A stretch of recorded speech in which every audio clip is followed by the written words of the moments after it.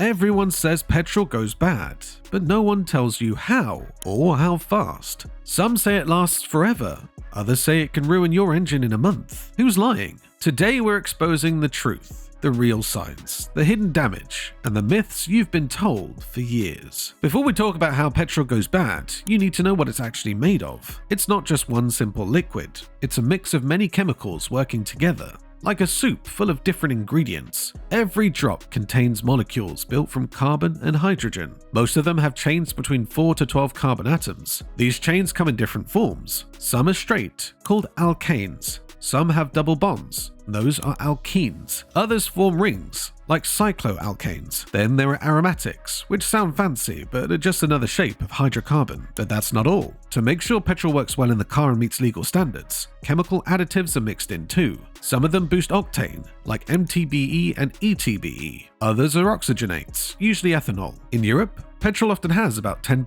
ethanol in it. Then there are antioxidants like phenols and amines, which stop it from going bad too fast. Metal deactivators help protect the engine. Detergents keep everything clean. Corrosion inhibitors stop rust. It's not some pure liquid sitting in a tank. It's more like paint thinner with helpers to keep it stable. But even with all of that, petrol doesn't last forever. Air, heat, and water are its worst enemies. If you leave petrol exposed to air or in a warm place, the lightest parts start to disappear first. They simply evaporate. If you've ever left petrol in an open container, you may have noticed it slowly vanishing. That's not just the smell, it's the fuel literally disappearing. But not all parts of the petrol vanish at the same rate. Some parts are more volatile than others. The leftover mix gets heavier and thicker as time passes. Now, if petrol is in a sealed tank, things are different. The airspace inside the tank, called headspace, gets filled with vapors. But once that space is saturated, the rest of the fuel stays mostly stable. That's why evaporation inside a closed tank is very slow. Still, time brings in another enemy, oxygen. Over time, oxygen sneaks in and reacts with certain parts of the fuel, especially the unsaturated compounds like olefins. These reactions form sticky brown gunk. It's called gum or resin. It can coat your tank walls, clog up carburetors, and make your engine sluggish. This process is called oxidation, and it's slow, unless the conditions are just right. Even in lab tests, it takes effort to speed it up in just a few months. But if you leave fuel for too long without stabilizers, those brown deposits start to build up. Water is another big problem. Petrol and water don't mix, but ethanol does. And since modern petrol usually has some ethanol, moisture in the air can sneak in. Ethanol pulls in water from humidity. This can lead to phase separation, where the fuel splits into two layers, one petrol and one water ethanol mix. If your engine pulls from the wrong layer, it can cause serious problems. Or even if water just sits at the bottom of the tank, it can cause rust on metal parts. Temperature adds to the mess. Heat speeds up evaporation and oxidation. A petrol can sitting in a hot garage or under the summer sun will go bad faster than one kept in a cool, dark place. Even sunlight itself can break down some of the fuel's molecules.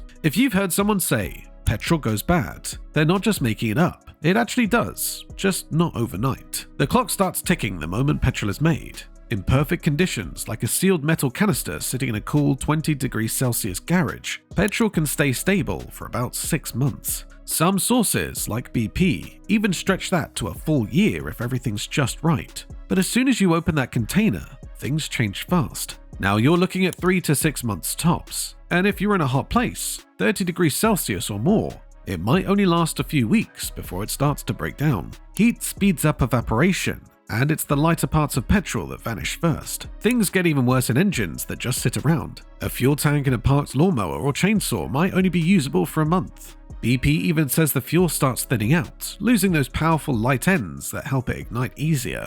That's why people who store garden tools over the winter are told to either drain the tank or add fuel stabilizer. It's not just a tip, it's necessary. For regular drivers, though, it's not that dramatic. A modern car with a sealed fuel system will usually keep petrol in usable shape for 3 to 6 months. But not all containers are created equally. A plastic can stored in a shady garage will do better than one left baking in the sun. Heat and exposure kill fuel faster. Even the type of fuel matters. Ethanol-free petrol tends to last longer. Ethanol likes water.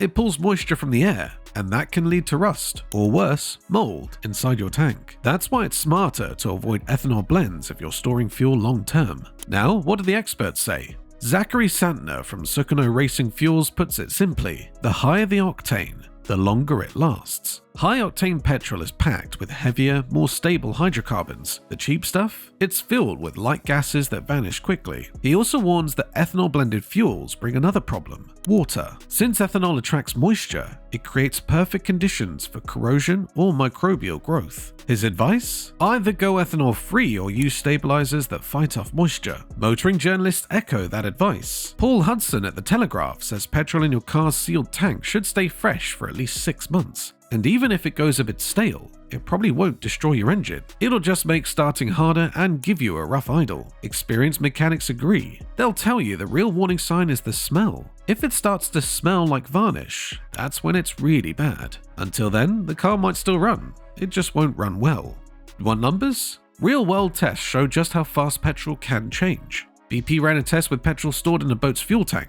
After only 5 weeks, 15% of the fuel was gone, evaporated. What remained was heavier and more dense. The fuel-air mix shifted from 13.1 to 1 to 12.3 to 1, meaning the engine was getting too much fuel. That can lead to clogged spark plugs and poor fuel economy. In another test, 87-octane fuel started degrading after just 3 months, even under good conditions. Meanwhile, premium 93-octane fuel lasted nearly 9 months. Sunoco's racing fuel lasted even longer, over 2 years, because it's made from purer ingredients. This is why collectors and race teams are careful about what fuel they use and how they store it. Some products on the market also try to help. Stabil, for example, claims to keep petrol fresh for 24 months. Toro, the lawnmower brand, tells buyers to add stabilizer as soon as they buy fuel. These additives form a layer that slows evaporation.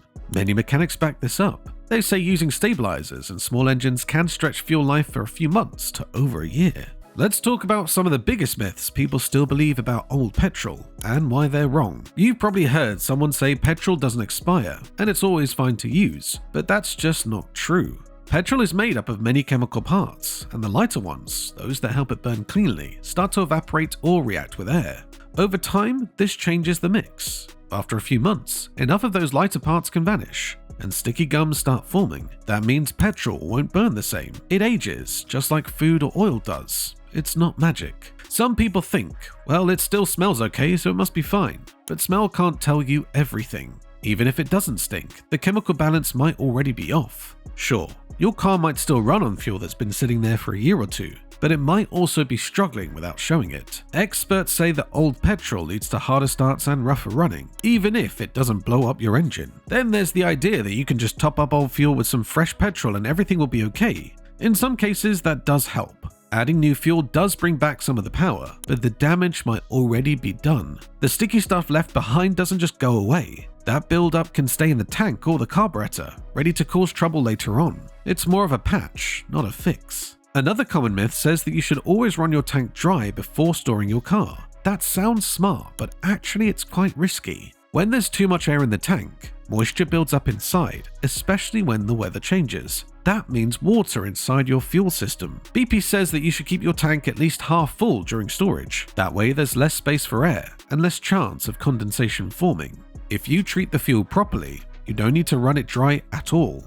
It's the air and humidity that are the real danger, not just the leftover fuel. And finally, there's the dangerous belief that old petrol won't hurt your engine as long as it still lights. Yes, it might still burn, but what you don't see is the gum and varnish that sticks to engine parts. These deposits can clog injectors and dirty the carb, so while your car might start, it's running dirtier, less efficient, and setting itself up for future damage. So no, petrol does not last forever. Ignoring its age is asking for expensive repairs later.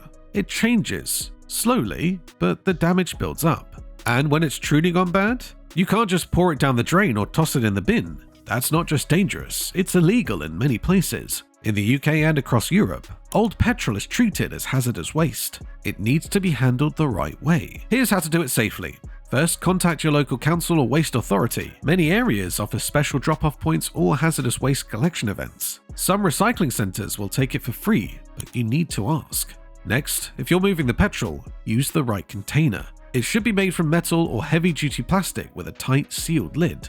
Pour carefully, leave as little air as possible in the container and label it clearly. When you transport it, make sure the can is upright and can't tip over. Different areas may have limits on how much you can carry, so check the rules. Don't shake it. Don't overfill it. Drive it to the disposal site and let the professionals handle the rest. They'll either recycle it safely or burn it under controlled conditions. Whatever you do, never pour petrol into the soil, a drain, or even a fireplace. That can cause fires, explosions, or toxic fumes. Disposal experts warn that even small mistakes can turn dangerous fast.